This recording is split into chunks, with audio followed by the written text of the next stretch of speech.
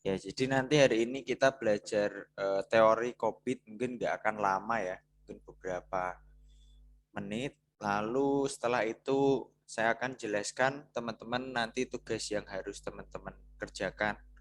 Ya kurang lebih ini mirip sama yang teman-teman cari kemarin. Teman-teman cari kaitannya dengan karya ilmiah, kurang lebih seperti itu. Tapi nanti teman-teman membandingkan ya. Jadi nggak nyari di internet, cuman nggak nyari karya ilmiah ya, nggak nyontoh karya ilmiah, cuman teman-teman buat sendiri.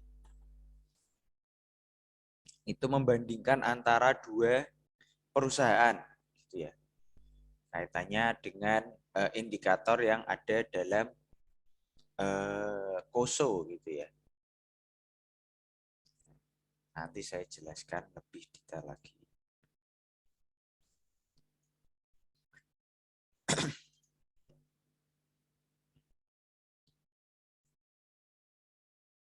Oke, untuk framework COVID ya, framework COVID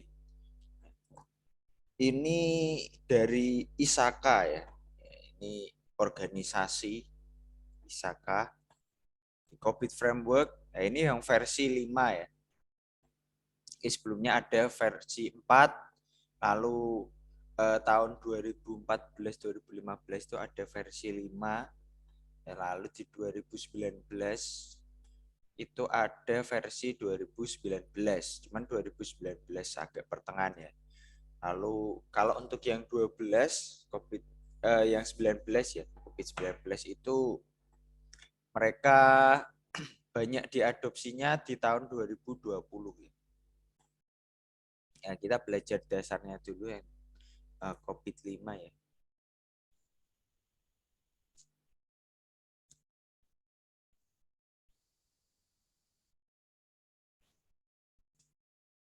Oke, yang nanti kita pelajari ya dasar-dasarnya aja.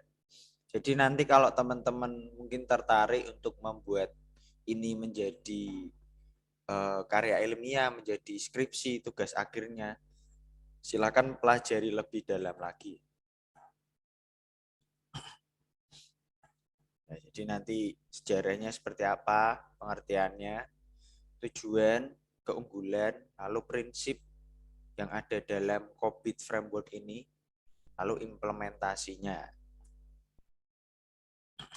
COVID ya, atau singkatnya Control Objective for Information and Related Technology.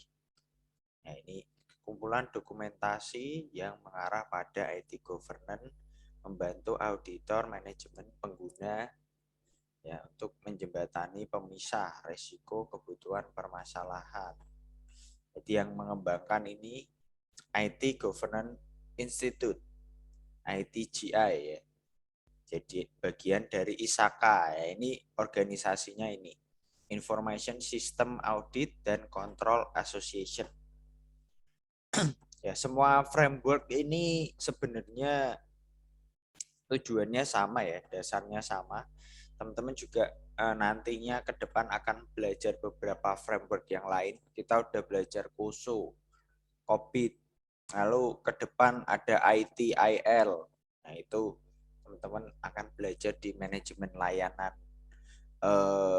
manajemen layanan IT ya, khusus dengan IT. Nah, ini juga kaitannya juga sama, IT governance ya. Jadi tata kelola IT. Nah, tujuannya ya pasti untuk membantu auditor, manajemen, pengguna gitu ya. Jadi usernya, karyawan teman-teman gitu ya. Teman-teman punya perusahaan, nah itu pasti teman-teman sebagai manajemen ya, bos, lalu para pengguna, para karyawan itu menggunakannya seperti apa, policy-nya seperti apa, itu nanti ada ya dalam framework.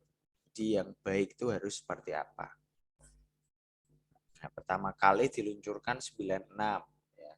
Yang pertama untuk penelitian, pengembangan, lalu mengumumkan promosi otoritatif terbarui rangkaian internasional yang umum diterima tujuan informasi yang umumnya diterima tujuan informasi teknologi kontrol. Tujuan untuk sehari-hari untuk para manajer dan auditor. Nah, sebenarnya penggunanya dan yang mengimplementasikan di dalam perusahaan ya itu sebenarnya ya ini ya manajer bisnis. Jadi bagian manajemen ini yang mengimplementasikan suatu framework di dalam perusahaan. Nah, auditor itu hanya untuk melakukan kontrol ya, melakukan pengendalian, melakukan kontrol pada saat proses ya dan setelah proses. Ini untuk auditor internal ya, karena ini pengendalian internal. Nah, kalau untuk auditor eksternal ya setelah ada hasil dan ada permintaan dari pihak internal perusahaan gitu ya. Jadi ada 3 di sini, ada manajer, auditor, pengguna manfaat. Nah, pengguna manfaat ini adalah user ya. User bisa karyawan atau staff ya. Staff langsung. Jadi mereka tahulah apa yang harus dikerjakan, terus bagaimana proses mengerjakannya gitu. Nah, ini membantu untuk memahami sistem teknologi informasi, memutuskan tingkat keamanan dan kontrol yang diperlukan untuk melindungi aset perusahaan melalui pengembangan sebuah model IT governance ya, tata kelola IT. Nah, COVID sendiri diartikan dalam bukunya itu ya, itu framework atau kerangka kerja yang memberikan layanan kepada enterprise ya atau perusahaan. Baik itu perusahaan ya, perusahaan pribadi untuk bisnis, organisasi ya, organisasi itu banyak, lalu pemerintahan dalam mengelola dan memanage aset dan sumber daya IT untuk mencapai tujuan suatu perusahaan tersebut, enterprise tersebut. Jadi ini bisa perusahaan bisnis gitu ya, profit profit oriented, lalu bisa organisasi ya, di organisasi yang mengelola hobi ya itu bisa ya pakai, bisa mengimplementasikan framework ini.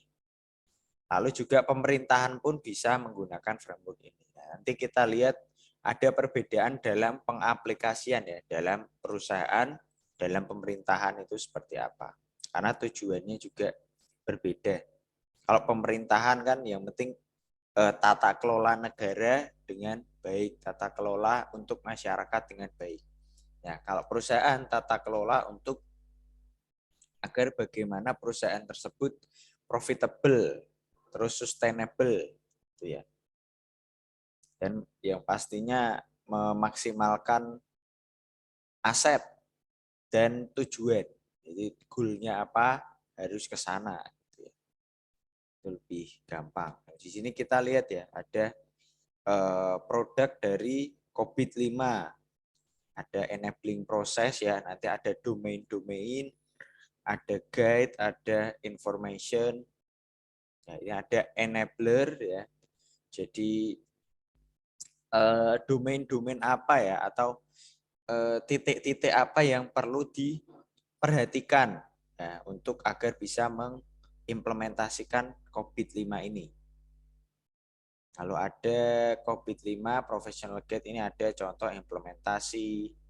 Nah ini sudah sendiri-sendiri ya. Jadi COVID-5 for information security, for assurance, for risk, dan other professional guide itu untuk yang lainnya. Jadi ini implementasi secara umum, ini implementasi khusus untuk sistem informasi ya, untuk keamanan informasi. Nah, ini khusus untuk assurance, ya ini untuk resiko dan untuk yang lainnya ini ada. Jadi kalau teman-teman fokus di sini, lalu teman-teman pengen ngambil ya, pengen ngambil COVID ini sebagai tugas akhir, ya, nanti silahkan dipelajari, dikaitkan dengan kaitannya yang mana. Kalau manajemen resiko bisa ini. Mungkin teman-teman pengen ngambil punya nih informan suatu perusahaan besar, dia pengambil keputusan. Silahkan diwawancara, teman-teman bisa ngambil COSO ya, yang ERM, risk management. Bisa COVID for risk ini, jadi dibandingkan semua.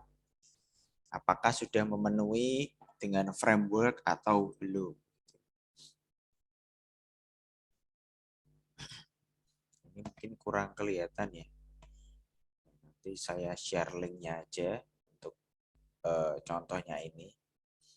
Jadi ini merupakan domain-domain ya. Jadi poin-poin apa yang perlu diperhatikan dalam mengimplementasi COVID gitu ya.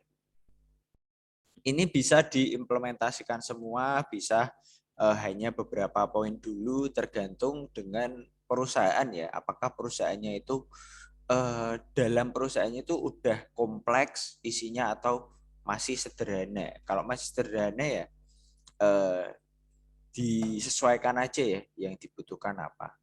Cuman ada 4 poin penting ya, 4 domain yang penting ya. Ini ada dalam proses tata kelola enterprise ya. Ada 4 ini: align, plan, organize, 1. Ini build, acquire, and implement. Lalu deliver, service, and support, dan monitor, evaluate, and assess. Ya, jadi ada 4 ini, totalnya total masing-masing indikatornya ini ada sekitar 30-an ya. Nah, ini berbeda-beda karena ada versi yang sebelumnya. Nah, untuk versi yang 5 ini ada sekitar 32 ya. Jadi nanti kita lihat contohnya, contoh align and plan ini ada manage IT management framework, manage strategy, manage enterprise architecture, lalu manage innovation, ya, dan lain sebagainya. Teman-teman nanti bisa baca sendiri ya. Satu-satu juga bisa dibaca sendiri nanti. Oke, untuk tujuan utama pengembangan COVID. Nah, ini yang pertama menggambarkan keamanan informasi pada enterprise. Tanggung jawab terhadap fungsi IT. Lalu aspek yang meningkatkan efektivitas kepemimpinan dan manajemen. Manajemen keamanan informasi ya, ini kaitannya dengan information security ya. Lalu struktur organisasi, aturan, dan culture. Hubungan dan jaringan keamanan informasi terhadap tujuan enterprise. Nah, jadi dalam mengimplementasi COVID ini ya, perusahaan itu harus tujuannya ini ya, yang pertama bertanggung jawab, lalu meningkatkan efektivitas kaitannya dengan keamanan informasi, baik dari pimpinan atau manajemennya. Lalu hubungan dan jaringan keamanan informasi. Jadi hubungan ya, jadi relation dan network dari information security tersebut bisa sejalan lah sama tujuan perusahaan. Jadi tujuan perusahaan apa ya, diarahkan ke tujuan perusahaan. Tujuannya untuk mensupport goal dari perusahaan. Lalu memenuhi kebutuhan enterprise, kebutuhan perusahaan untuk menjaga resiko keamanan, ya, untuk melindungi informasi. Ya, agar tidak gampang diretas ya, tidak gampang diretas dari informasi perusahaan itu penting lah untuk di manage. Pasti kalau ada sesuatu, ada yang diretas, ada yang diubah, ada yang dihilangkan informasinya, itu akan ini mengakibatkan kekacauan dalam perusahaan. Lalu memastikan layanan dan sistem secara berkelanjutan ya, sustainable. Sustainable dapat digunakan oleh internal dan eksternal stakeholder. Ya, jadi informasi apa yang dibutuhkan oleh internal, yang dibutuhkan oleh eksternal bisa dibagi ya, dengan baik. Jangan terbalik ya. Jadi informasi untuk eksternal kok bisa diakses untuk eksternal lah, itu tidak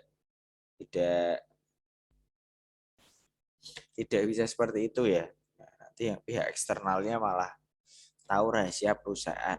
Perusahaan itu pasti punya rahasia masing-masing.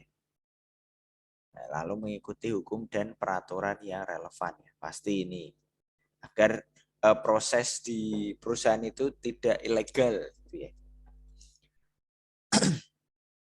Oke, untuk keunggulan COVID 5 ya, ini punya keunggulan masing-masing. Ada COVID 4, ada COVID 5, ada COVID 2019.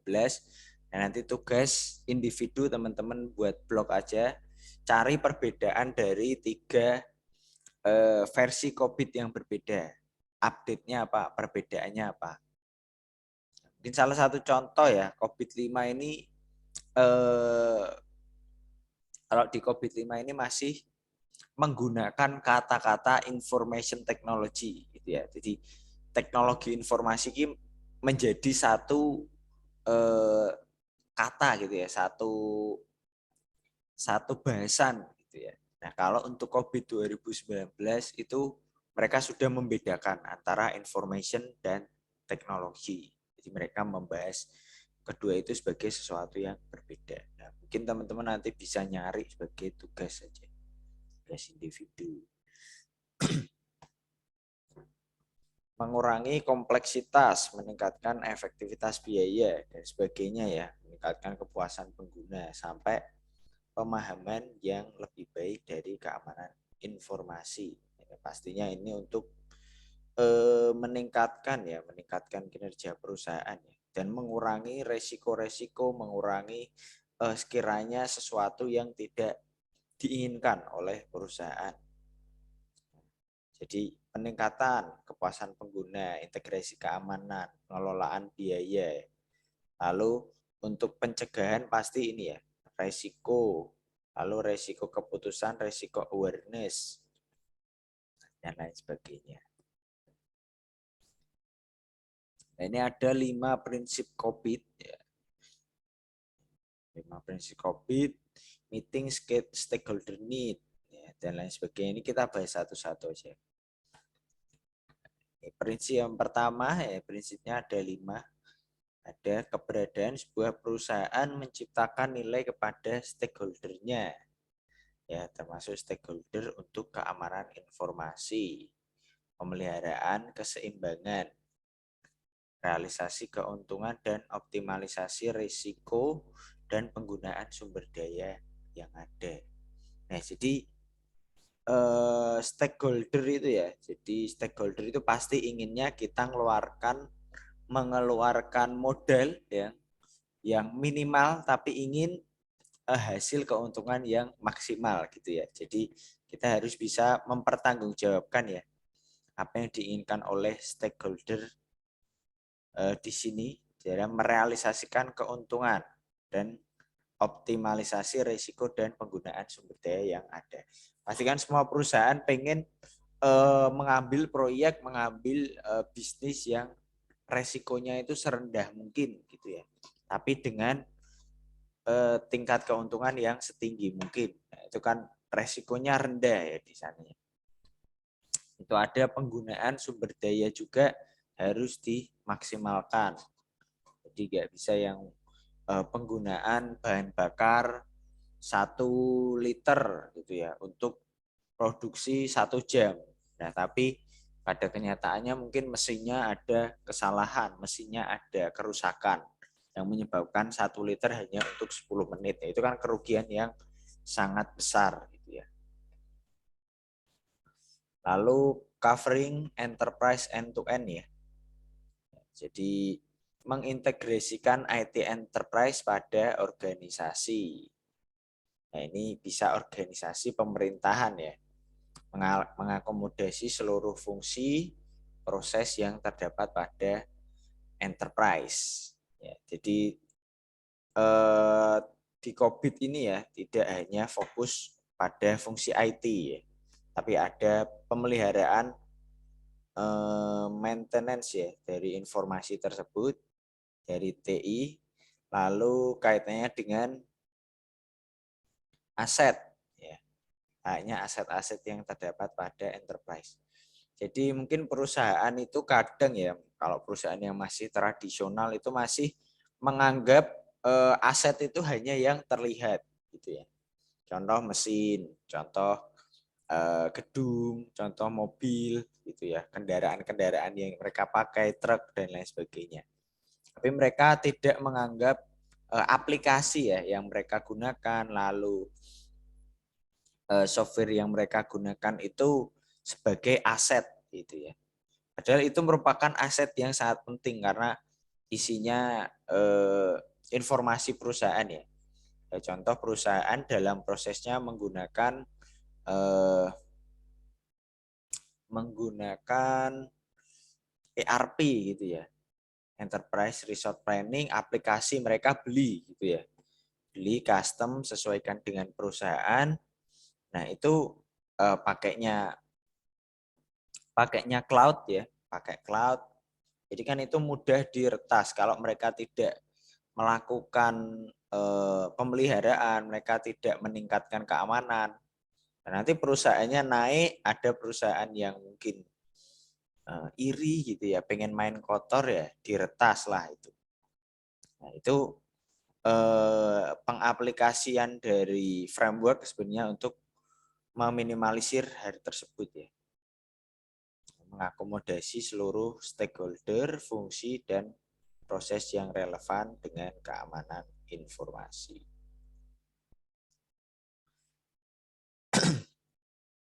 Nah, ini applying single atau integrated network gitu ya. Jadi jaringan yang dibangun ini hanya satu gitu ya, yang terintegrasi semua, bukan yang satu satu satu gitu ya. Bagian apa ada, bagian apa ada, bagian apa ada, tapi semua terintegrasi gitu ya. Lalu ada mengaktifkan ya holistic approach, pendekatan holistik ya. Jadi pemerintahan dan manajemen perusahaan IT yang efektif dan efisien membutuhkan pendekatan secara holistik ya. Jadi pendekatannya secara menyeluruh. Jadi sebenarnya pengaplikasian dari framework itu ya kaitannya agar semuanya terintegrasi gitu ya. Semua framework ya. KOSO pun seperti itu. Lalu mendefinisikan kumpulan pemicu yang disebut enabler atau pengaktif ya, mendukung implementasi pemerintahan atau perusahaan ya yang komprehensif dan manajemen perusahaan IT dan informasi.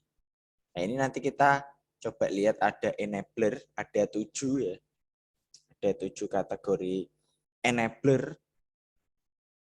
Ya, enabler itu faktor individu dan kolektif yang mempengaruhi sesuatu agar dapat berjalan atau bekerja. Ini ada 7 enabler. Di sini ada yang pertama ini ya, ini yang paling pertama ini mendasari dari semua enabler ya. Nah, jadi yang pertama ini ada prinsip, policy, framework, lalu ada information, service, infrastruktur, application, people, skill, kompetensi, culture, etik, organizational structure, dan proses. Nah, untuk penjelasannya masing-masing ya ada di sini. Akan teman-teman baca sendiri. Lalu ini prinsip yang terakhir ya, ada 5 tadi. Ini membedakan antara tata kelola dari pemerintahan dan tata kelola dari suatu manajemen ya. Memiliki tipe aktivitas yang berbeda. Kita lihat di sini. Kalau di pemerintahan ini mengetahui kebutuhan, kondisi, pilihan stakeholder. Stakeholder bisa masyarakat ya. Lalu visinya harus dicapai. Nah, kalau ini manajemen ya, ini salah typo ya. Mengatur skala prioritas membutuhkan keputusan penting, monitor kinerja, memastikan tercapainya tujuan. Nah, sebenarnya hampir sama ya, cuman kalau di pemerintahan ini tidak melakukan fungsi manajemen perusahaan gitu ya. Jadi mereka fokusnya tidak pada profit ya, cuman fokusnya ini memenuhi kebutuhan lah. Jadi untuk mengetahui kebutuhan, kondisi dan pilihan stakeholder. Jadi untuk mengetahui kebutuhan masyarakatnya seperti apa, akan pemenuhan dari pemenuhan untuk kebutuhan yang kaitannya dengan pemerintahan ya, gitu ya. Contoh kalau sekarang itu teman-teman kalau ngurus surat-surat ya, mungkin teman-teman mau buat KTP atau apa itu, kalau dulu dari RT RW kelurahan kecamatan baru ke Dukcapil gitu ya. Nah, kalau sekarang teman-teman tinggal bawa berkas langsung ke Dukcapil, cuman pendaftaran harus secara online. Nah, itu salah satu pemenuhan ini ya, agar tidak ribet gitu. Kalau manajemen fokusnya perencanaan pengembangan dan langkah memonitor aktivitas ya, katanya dengan tujuan perusahaan ya untuk mencapai goal yang pastinya profitable dan sustainable. Salah satu contoh ya dari implementasi COVID ini, contoh dari ini ya, ini kan ada implementasinya salah satu domainnya, contoh dari implementasi salah satu domain ini ya, manage operation ya. Jadi salah satu domain aja implementasinya udah sebanyak ini, dan ini tidak semua ya. Jadi ini implementasi COVID di perusahaan ya, memastikan dan mengaktifkan third party compliant ya. Jadi memenuhi monitor pihak ketiga ya, dengan enterprise information security policy standar dan requirement gitu ya. Jadi di sini ada DS01 tadi ya, manage operation. Manage operation ya, ini udah poin 3, poin 4, poin 5 ya. Sebelumnya udah ada gitu ya. Jadi satu domain aja dan satu indikator itu sudah eh, banyak sekali poinnya ya yang perlu dibahas ya. Jadi ada monitor IT infrastruktur, manage environment gitu ya. Jadi ada environmental policy, ada facility assess report gitu ya. Jadi apakah sudah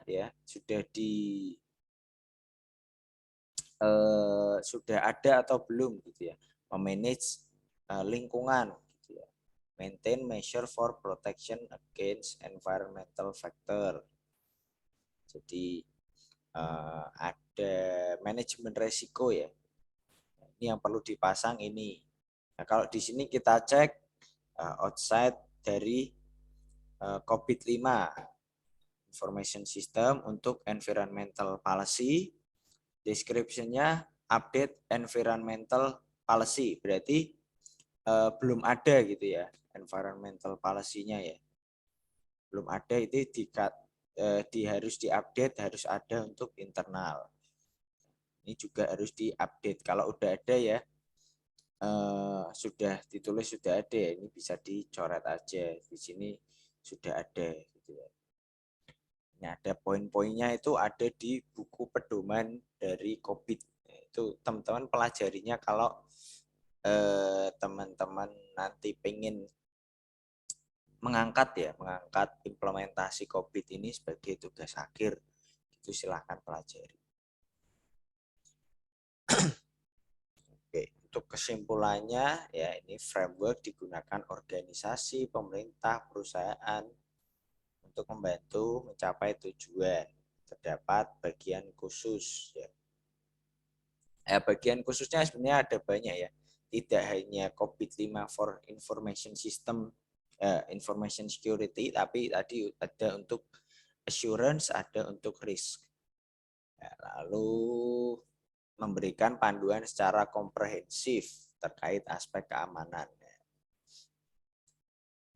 Nah, sebenarnya COVID ini juga penting ya, dan ini untuk mempelajarinya lebih detail sebenarnya ya daripada yang punya KOSO, karena ini domainnya itu sangat banyak ya, lalu indikatornya juga sangat banyak yang harus diperiksa. Jadi masing-masing indikator mempunyai poin-poin yang banyak gitu ya. Jadi kalau ke arah sini ya sampai COVID-5 ini banyak ya, banyak dari perusahaan, banyak dari konsultan ya, itu membuka pelatihan khusus COVID ya. Dan itu agak mahal ya, berapa puluh juta gitu ya.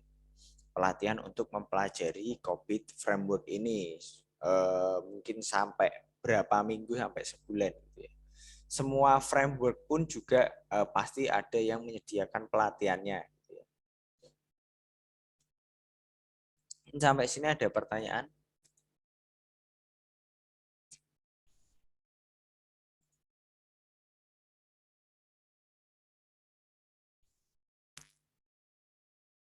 Ya, mungkin kita bahas COVID buat pengetahuan teman-teman aja. Jadi nanti kalau teman-teman pengen tahu lebih dalam, silahkan pelajari sendiri. Cuman fokus kita nanti ke KOSO ya.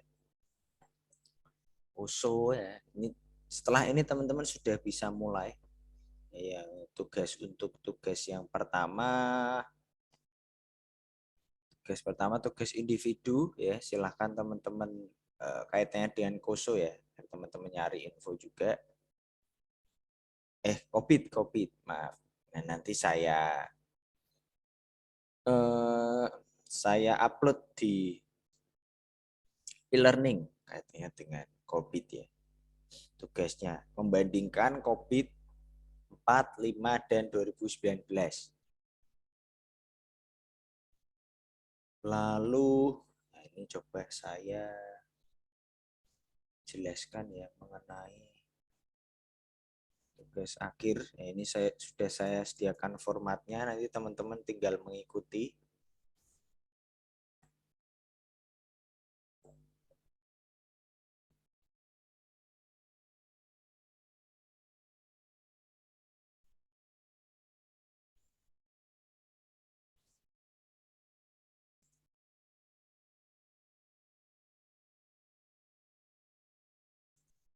Ya, iya, untuk tugas ini teman-teman bisa kerjakan selama 3 minggu mulai hari ini gitu ya. Karena ini kita tidak lama-lama ya, mungkin jam 8 sudah selesai. Teman-teman bisa melanjutkan untuk mengerjakan ini. Ini ya tugas sistem informasi akuntansi, siklus pendapatan aja gitu ya. Jadi teman-teman silahkan nyari perusahaan yang sejenis, yang mudah dicari informasinya, dibedakan ya dari kelompok lain ya. Jadi silahkan teman-teman berdiskusi. Contoh perusahaan teknologi, Shopee, Tokopedia, kayak gitu. Lalu Gojek, Grab. Nah itu kan sejenis ya, perusahaan sejenis. Lalu mungkin Google sama Microsoft, itu silahkan bisa. Mungkin Apple, HP juga bisa, dan lain sebagainya ya, perusahaan yang sejenis. Jadi teman-teman membandingkan gitu ya. Siklusnya pendapatan aja ya, karena kan siklus pendapatan mudah dicari informasinya ya. Bagaimana prosesnya dia gitu ya. Silahkan di sini tanda tangan digital aja boleh diinput. Lalu daftar isi biasa ya. Pendahuluan ya. Pendahuluan ini penting ya. Jadi teman-teman menguraikan mengapa perusahaan diambil. Jadi pasti ada yang mendasari masalahnya teman-teman tuh apa gitu, yang menarik, dibuat semenarik mungkin. Jadi latar belakang ini sebagai itu ya sesuatu yang dibaca paling awal gitu ya. Kalau dari awalnya tidak menarik ya, ke belakangnya udah nggak menarik juga. Jadi silakan dijabarkan di latar belakang ini ada tujuan, jadi tujuan, lalu ada masalah, lalu kalau bisa ada bukti empiris ya, ada data gitu ya.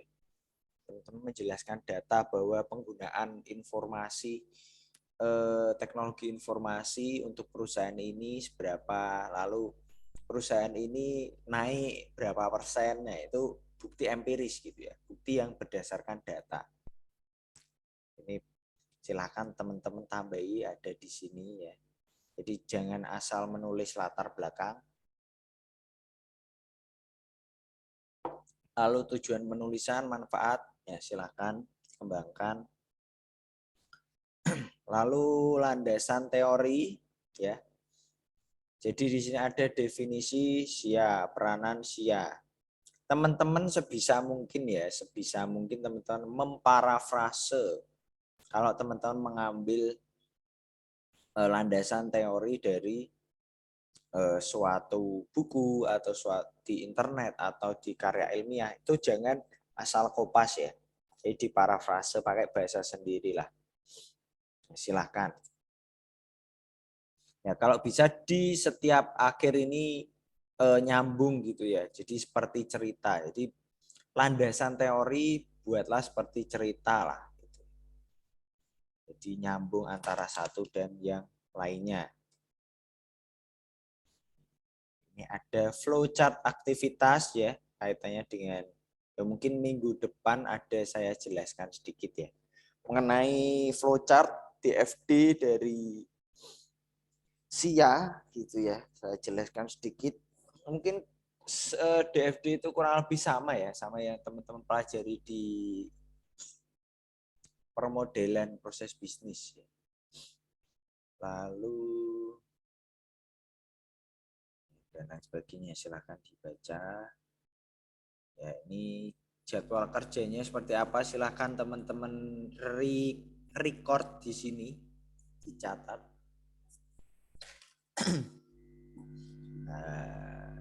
Lalu implementasi terus dalam perusahaan, ya silahkan tulis ya gambaran umum perusahaan satu dan sebagainya. Ini udah ada penjelasannya masing-masing.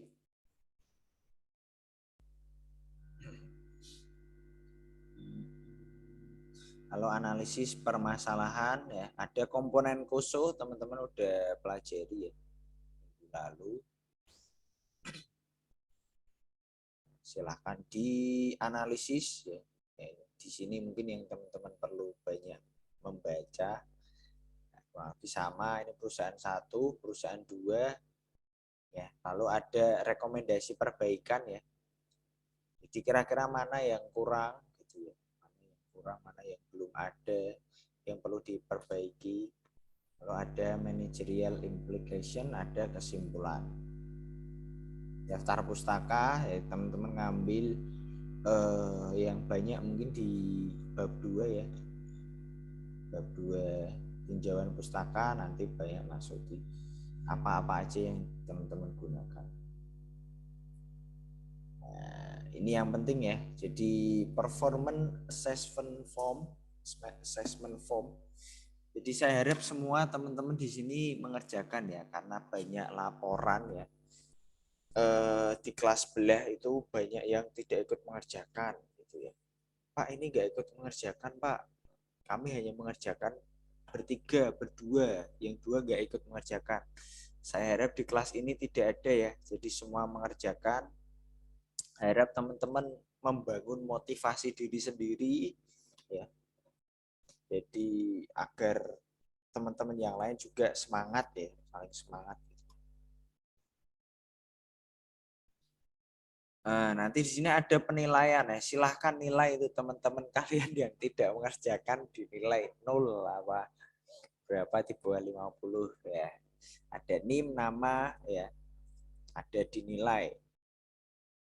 Ini nanti ya, ini nanti ada Berarti ada berapa orang ya? 4 ya. 4. Ini berarti nanti ada 4 seperti ini ya. Contoh kelompok 1 ya. Nama pertama siapa? Ini saya contohkan aja. Kelompok 1 Ahmad Robi gitu ya. Mas Ahmad Robi nulis di sini, berarti Mas Ahmad Robi nulis penilai Mas Ahmad Robi. Lalu kelompoknya Gesit, Bagas Trio, Afajrul Raffi. Jadi ditulis 3 ya.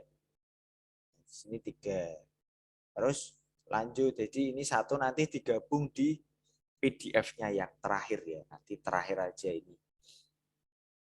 Jadi nanti setiap minggu untuk 2 minggu ke depan teman-teman nanti saya buat breakout room ya.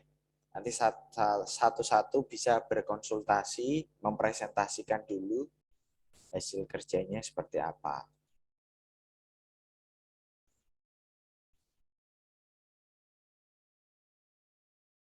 Oke. Sudah ya, kurang lebih seperti itu ya. Sampai sini ada pertanyaan atau tidak? Ini nanti saya share ya, di learning.